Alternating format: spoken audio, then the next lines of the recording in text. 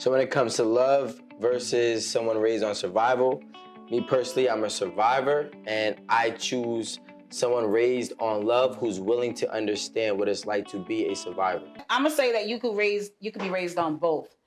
Me coming from the Caribbean country where my mother had 8 kids, triplets and twins, and my father's in America, and my mother loved my father. My mother loved my father. He comes here every 6 months. She's having 8 children in Jamaica in a 1-bedroom apartment with 8 kids, triplets and twins. She went on love. My father went on survival to make sure he could provide for us. He taught us. Now, I was able to see both sides. I was able to see, my mother putting 3 rocks together and woods together to cook for us and let us see what it is to be really dirt fucking poor. And then I was able to see the other side when my father brought me to America to see, his survival mode of coming here as an immigrant and surviving. So you can be raised on both. My mother, she showed love and loyalty to my father from the beginning, from she was 16 years old until she was, they just broke up, but they still married 4 years ago. So the point that I'm saying is that it can be both. They're still married, but they're separated. But it's like, what's the point? Because they're just always together. I don't even get it. But no, because my mom only knew him. And my father is 73, my mother's 60. That's 15 years difference. She was a young girl that fell in love with a man and had all these babies for this one man her whole life. She taught me love. She taught me loyalty. And that's why I'm very loyal, because of my mother. My mother taught me also, educate yourself. She taught us survival, but she taught us love. Sometimes I feel it's a double-edged sword, because when I meet a man, I love so hard because of my mother. But then I also know survival mode from my father, where he taught us how to get your own, no matter what. Well, what it is that she taught me to love unconditionally. She taught me that we have to live in love to understand it. But most people because you gotta have abundance of love. Most people don't, but you see, sometimes you can love somebody. Some people just need love to become who they are. Yeah, but I'm saying if you're dating a guy and he's single and he meets you, he wants to get to know you. You have too much love. He may not want you because there's too much love for him. Overbearing. So those type of women, we wind up being the fixers. We wind up being the fixers when we find relationships. No, I think all women are fixers. Most women, but women that are dealing with that type of abundance of love that they saw from their parents as a young age, we wind up being the fixers. So for me, I always feel like I could fix the man that's dealing with the damage issue, the man that's survival mode. I just learned that from Rico. So Rico's the type of man I would take and want to fix. Yeah, but you got to understand, you will scare him Fix off. what? Well, maybe she won't, you know what it is? It will balance. There is such thing as a dead-end street. You're taking on challenges that are unrealistic sometimes, because guess what? Some people don't need fixing. You know what I'm saying? Some people just need a companion to love them. That's but like, I might be, not just me, but a person might be the same way that they are forever. They're gonna grow and they're gonna adapt new habits that's gonna make them a better person, hopefully. But they don't need somebody to come in and say, yo, you know what? You had this habit, let's go do this. And that's how you push people away. Yeah. You know what I'm saying? Sometimes they just need you to walk alongside them. And that's the problem with women that think that they can fix. Fix. When I say fix, though, Rico, I'm not saying to come in and change you. Sometimes I'm just you saying, that never saw love could see the love that I have. I understand. It change you. You got to see somebody from Rico's perspective. I get his point. If somebody's a survivor, sometimes too much of a nice gesture could scare the shit out of yes, somebody. Absolutely. Or it doesn't make sense. Absolutely. It doesn't make sense. Absolutely. If a girl came, she was way too giving, in my mind, it's weird. It's weird. Like, yo, something's up. I don't know what it is. I really can't trust her. Yep. You know what I'm saying? Yep. Because she's too open in the sense of giving love too freely, and it's almost, to a survivor, giving love freely is like insane. I'm just using a story. Dating a guy, I dated a guy. Super in love. You were super in love? Like, no. When I say like, he was totally against the relationship. Okay, I pushed forward with commitment. When I got it, because I'm in survival mode, I realized that's not what I really wanted. He's in lover mode now. And so he's putting all these expectations on me to be this person that's in love. This is what love looks like. This is how you give love. This is how you show it. And my excuse would be like, well, that's not my love language. That's not how I show love. You know what I'm saying? And so what happened? So you're in a cross, because I want to get right to it. Yeah. Because you're in a cross between what you know love is, which is being taken care of. Yes. to somebody saying, I just want to genuinely love you. Yes. And you will always choose being taken care of. Absolutely. Because she's in survival mode. She's a survivor. And I don't know how to turn that switch off. You know what I'm saying? Yeah, it's not a switch though. You don't need somebody to turn. Like I said, you need a companion to walk alongside you. You know what I'm saying? Like some people are open to changing exactly how they are, and there's nothing wrong with that. But some people are just who they are, and it comes a point where you just gotta accept who they are and help them walk in the right direction. When you yeah, go ahead. No, just real quick. It just goes back to what I was saying earlier about like asking you questions like, what do you need? Like, what can I do in this moment? And just going day by day with that person because people are always constantly changing. It goes back to that statement I made. But like, But let me ask you a question. Hold on, wait. I'm sorry. This is what I'm gonna say, and I'm gonna be real quick. T said something, Rico said something, Holiday said something, right? They're all saying, oh, survivor, love. Cool, that is amazing. Here's another side I'm gonna add to that.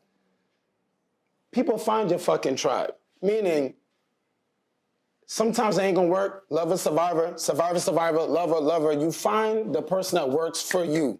Because all this sounds like is y'all trying to put a triangle in a fucking circle. Some people just ain't for you. No. I'm gonna elaborate. Because what they're saying is like, yo, I'm a survivor, and Rico said you just want to find a companion that's along the same side as you, right? Sometimes. So he's saying what I'm saying. He attracted someone that is on his page. You find your tribe. That's what he's saying. Why would Rico want to be with someone that's trying to not be his companion, not walk along the same side? Some opposites don't attract. Some opposites do attract. But same wavelengths will always still ride with each other. Sometimes it's a friendship. Sometimes it's a relationship. I think it's subjective. I agree with Rico. I think it's definitely subjective. Like imagine right? I'm in a relationship. I've had two different type of relationships. The relationship where let's say I'm dating somebody like Rico. I'm on Clubhouse, he's on Clubhouse. I'm not saying you're in Clubhouse, but just understand the bracket, the age bracket. I'm on Clubhouse. Yeah, I'm on Clubhouse, he's on Clubhouse. We're laying in the bed and it's not a problem. But versus somebody else who's not in social media and this type of person, they would have a problem with the fact that I'm telling them, you're gonna have to wait. I'm on Clubhouse and this is building my brand. And I'm in the room with so-and-so and so-and-so and so-and-so, and it's gonna last for about 4 hours. And somebody who's on the same, just like me, is probably on Clubhouse too, building their brand. Versus the other person, they're not saying they don't have a significant brand, but they're building it a different way, where they just don't see the significance in you being on Instagram all day, and being on Clubhouse all day, and being on Twitter all day, and all these other things. So I definitely appreciate dating the opposite of me. Clubhouse, first of all? Clubhouse is like the new phone chat. It's like Twitter with audio. With a bunch of cat. Go ahead. Yeah. It's like It is, but it is and it isn't. If you know how to do your research, I feel like this, right? The people who come on Clubhouse and have these triple numbers of followers and they hosting these rooms with thousands of people in them, right? You know, in my bio, it says I shake the room. Why? Because when I come in a Clubhouse room, I'm able to sniff out the fugazi because I'm really who I am in real life. And a lot of these people are not that. So what happens is they expose themselves. Can someone raised on love have a successful relationship with someone who is raised on survival? Yo, Rico, was you in my text messages? Hold on, let me go. Hold on. You had him on the, you've been going. Go ahead. Hold on. Can somebody that's raised on love be in a successful relationship with someone that's based on survival?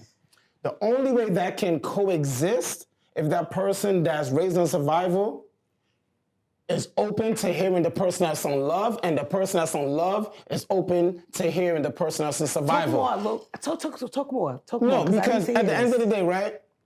You bring in two people together, and this is my story, this is my story. We have to find a balance. I don't want to sit there and say it's so black and white. Once again, both people have to be open. So love have to be open to survival have to be open on love. And then that's how y'all go on this survival love journey. Because at the end of the day, you saw something in that person that was like, this is not usually what I go for, Wow. but I'm gonna go there, and vice versa. So for it to work, you have to be open. You have to listen And that's the only and only way it can work. It's not just so, oh, your love, survival, we don't work. No, because you need survival and love. You need love and survival. It's like the hard and the soft and the hard, up, down, day, night. So yeah, Wait, can I ask Oliver a question? I just want to elaborate on what he said real quick. How do you break But that? the person that's surviving, they do low-key want love too, right? Am I raised them on love or survival? Love. And what has love been like for me from back then till now? Love to me is patient. Love to me is patient. Love to me is being open. It's communication. It's choosing that person. No, you asked me what has love been like for me. Those are very like standard dictionary words. No, I'm telling you, but you said my journey. But you said that's what it's been like. It's a choice, right? Did you always feel safe growing up? Did I always feel safe? Yes. Not me. Yes. With I felt safe. Raised on love. I felt safe within my It family. turned into survival. No, within my family, and she's right. Within my family, when my mother and father was married, it was on love. And then for my mother, she divorced my father because she's a lesbian, and so it became a survival. She chose her. So the survival was like, damn, do I stay married to my husband, but I'm not true to myself, and stay married for my kids, or do I choose me? And she chose to survive. She went against the grain, because my mother's 50 plus, I don't care saying her age, and back then you couldn't come out as lesbian. You couldn't do that. 2021, yes, but back then, no. So what I'm saying is, I was all about love. And then it became a thing about survival. And could they have worked? My mother said my father and her could have worked if he was a different person. So that's what I'm saying. It goes back to what I'm saying. Oliver, I want to flip what you just said though about the survival and the love tactic, right? Your mom, I think what you just described is great. I think just reverse it. I think her going to choose to be with the woman was her love. Well, she didn't she didn't go for a woman. She chose her like a sexuality. Let me just put that out there. Choosing herself and the sexuality, that was love. I'm on the opposite end, because to me, I feel like well, love, being raised on love and survival is so different. And I personally was raised on survival. You know what I'm saying? I was homeless, you know what I'm saying, for a long period of time growing up. My mom was a single parent, and nobody helped us. And we just had to get it how we had to get it. We lived in station wagons, you know what I'm saying? I had lived in the most rundown apartments, or I had rats and roaches in my apartments, and we just had to survive. You know what I'm saying? We just had to make it to the next day, and maybe things got better. And that was a course of period, was like almost my whole entire childhood. So like, I do end up dating girls who are raised on love, and it's usually a problem. And the problem is because she was raised on love, so she can't understand survival, and I can't understand her love. You know what I'm saying? But the only thing that kind of binds us together is that when you're raised on love, you find some miraculously good in the worst of situations. Yeah. And that was a mess. Because when you're raised on survival, all you know is to survive. And with survive comes, anger, hostility, you know what I'm saying? Almost, I have no emotions. People died in front of me and I don't cry, I don't shed no tears because I was raised on survival. And they say, yo, something must be wrong with you. You must be a sociopath because you don't have emotions. But I was just raised on survival, so they can't understand that.